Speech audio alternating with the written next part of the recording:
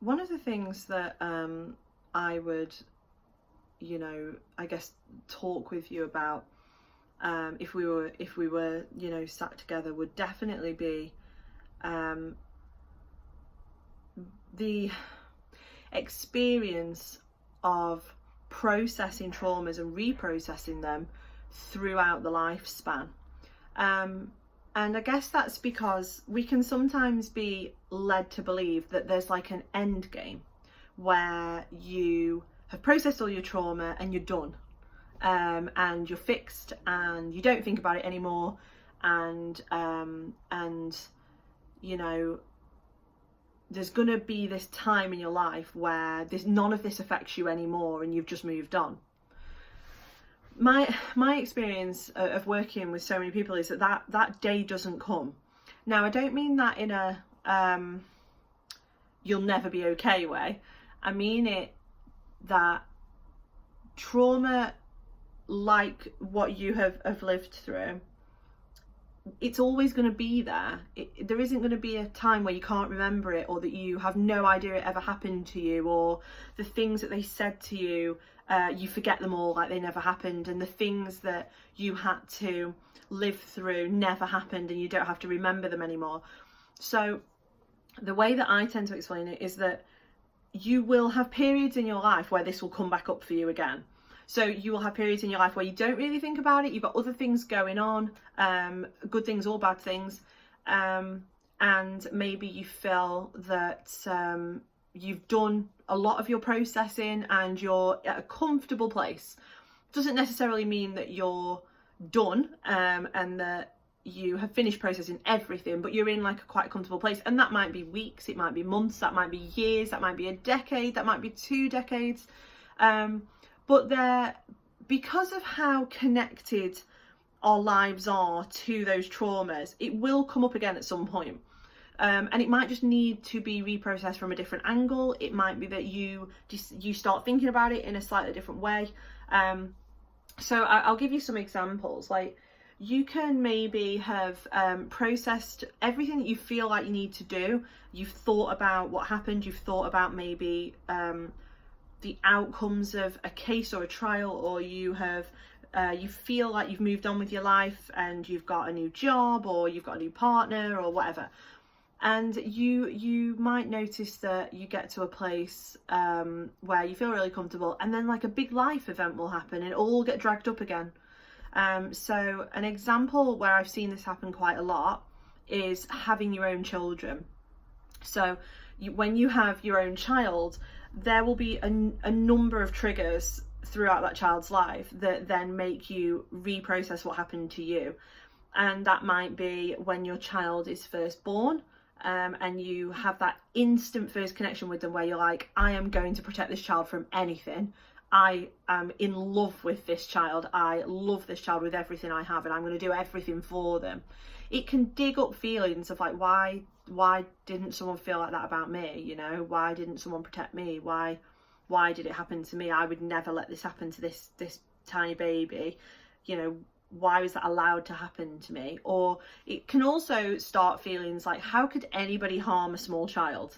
Because now you have this child in front of you that's yours, and you're looking at them thinking, how could anybody choose to abuse these children?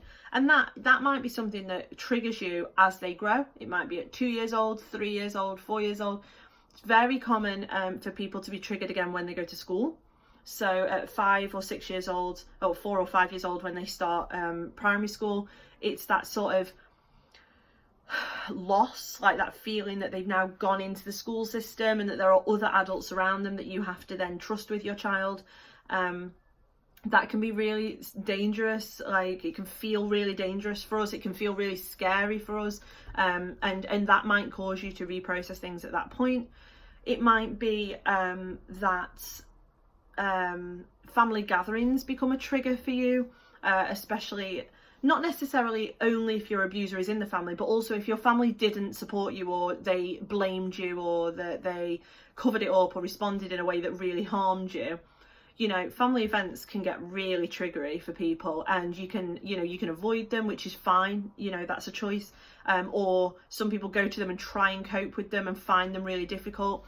Some people sort of try and like zone out almost and try not to talk to certain people or stay with certain family members and stuff like that.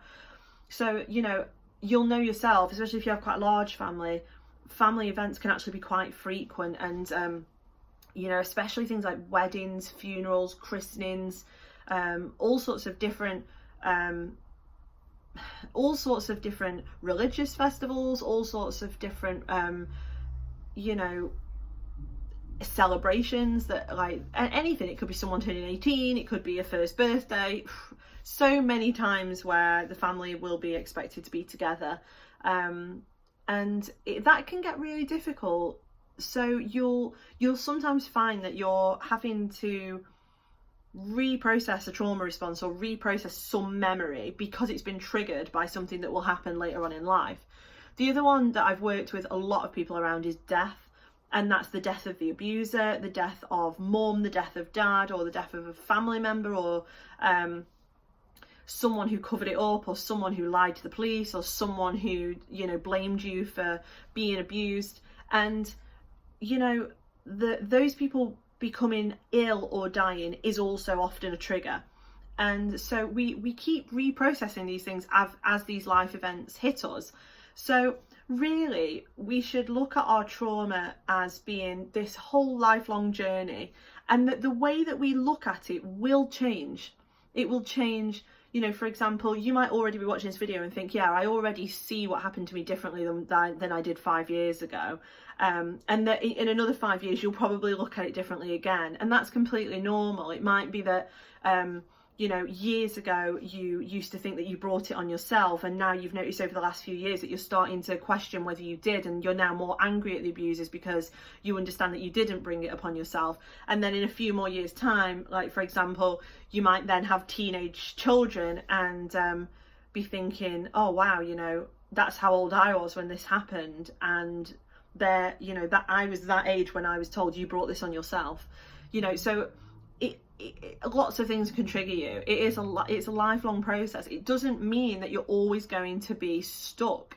That doesn't mean that you're always going to have flashbacks, or that you're always going to feel anxious, or that you're always going to feel down.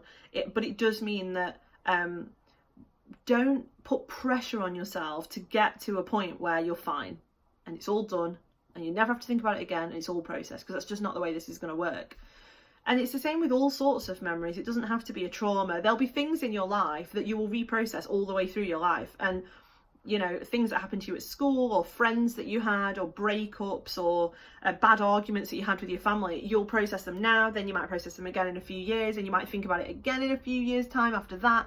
And your perspective of what that meant and why it was important, or how it hurt you, or how you hurt someone else, will keep changing. And it's no different for sexual trauma. It's about recognizing when something has triggered you. So for example, if you have a family member in hospital and everybody's expected to go to the hospital and go and see them, and you want to be able to go and see them, but you also know that there are people there that you do not want to see, and that makes you feel really scared, and then you're worried about, you know, how you're going to feel when you see them and stuff like that. It's more about acknowledging that that's happening, and giving you, like, being patient with yourself, that this is complicated because you want to be there but you also don't want to be there, or you want to be there but you don't want to be in the company of this particular person, and that's really, really hard, but it is completely normal.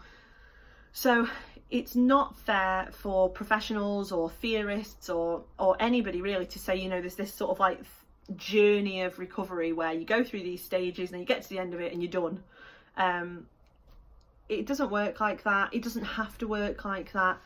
And I hope that you don't feel like you're having to push yourself to get to this place where you're fixed, because there's nothing wrong with the way that you're processing your trauma now.